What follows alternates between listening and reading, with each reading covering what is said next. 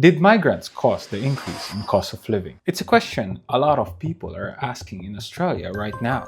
Groceries cost more, petrol costs more, power bills, transport, and food. Everything just feels a little bit more expensive. But before we go further, let's be clear. This video is not going to talk about housing or rent. That topic is so big, it needs its own episode. So today, we're only going to talk about the cost of living and how migrants fit into it. The price problem. Over the past few years, Australian prices have gone up. Between 2020 and 2024, inflation reached 7.8%, the highest level in more than 30 years. Inflation measures the cost of living, and while the official stats aren't fully showing it yet, most of the everyday things we buy are starting to get more expensive. The cost of living at the moment is absolutely exorbitant. When there's been high inflation overseas, there's been high inflation in Australia. Groceries that 2 years ago would cost me around $100 a week and now around $140 to $150 a week. People started to think, is this because of all the new migrants? It's easy to think that way. When more people arrive, demand also increases. But the real story is more complicated. How migration affects the economy. Australia's government uses migration to grow the economy. Here's how it works. When After people the come, lockdowns ended, the borders reopened. They buy things, use services, pay taxes, and that helps grow the country's total income, or GDP. In fact, the government says migration increases the total GDP by 1% each year. So more people means more money moving around. But it doesn't always make you feel a little bit richer. There is a migration crisis for housing, but for us, it's a crisis relating to not enough migrant workers. Bricklayers, carpenters, plumbers, you name it, Master Builders Australia says more skilled migrants are needed. Every trade that you can have in building construction is deemed in shortage. The government says we need students and skilled migrants. But migration also makes the number look good. It keeps the economy growing even though productivity is very low. Now let's remember what happened when migration stopped.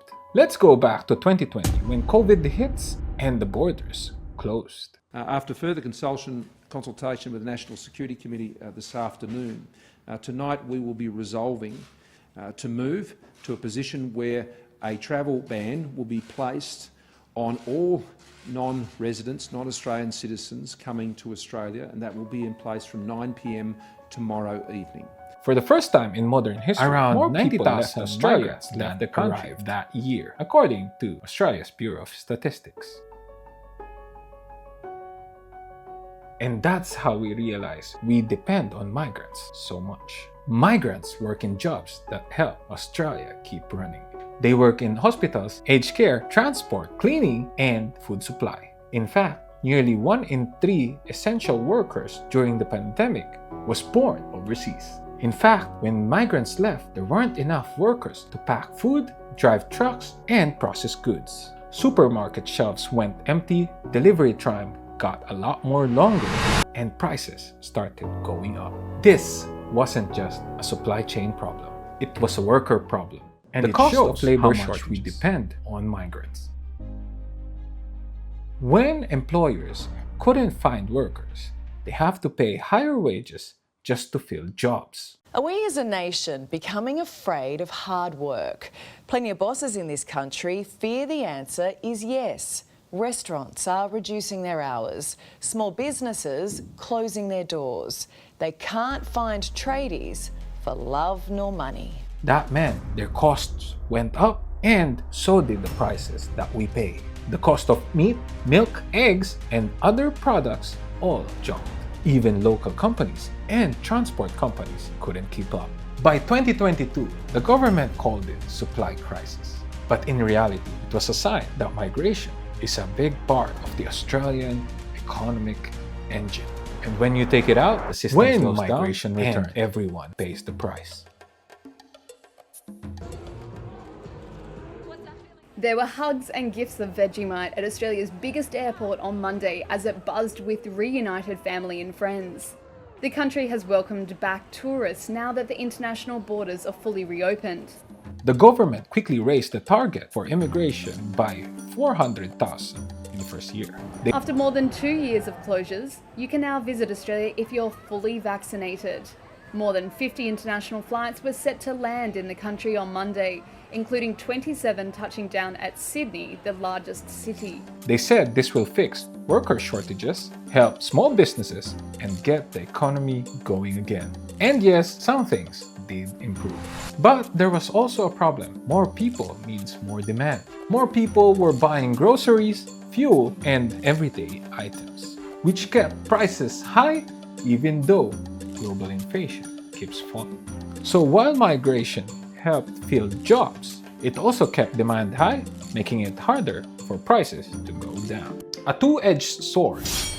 Migration helps the economy grow, but it can also make living costs feel worse. When you bring in more people, the economy goes up, but the average person's share of that wealth doesn't rise as well. This means Australia can look richer in paper, but your average daily Joe feels poorer. It's like baking a bigger pie, but everyone gets a smaller slice. People have been bleeding for the last nearly 3 years. They are still feeling the pains of the costs that have risen.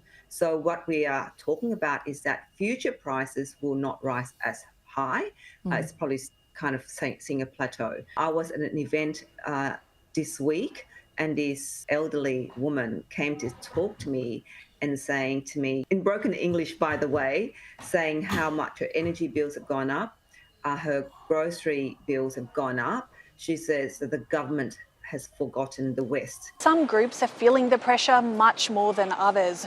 Renters, 30 to 34-year-olds and the least affluent, where some of the older age brackets are actually facing reduced financial pressure. The real issue isn't migration alone. So, did the migrants cause the rise in cost of living? Not really. They're part of the system, not the cause of it. When the system depends on constant flow of new people to keep prices stable and businesses open, the real problem isn't the migrants. It's how the economy is built. Migration covers a deeper issue, like low productivity, skill shortages, and weak local manufacturing. Without fixing those, we'll keep using migration as a quick fix for a much bigger problem. So before we blame migrants, we should ask, why does our economy only work when we keep bringing in new people to make it grow? In the next episode, we'll look at something that deserves its own deep dive, housing. So that's it for the video. Please like and subscribe so I can continue making this video. And if you missed the first episode, please watch the link here on the top.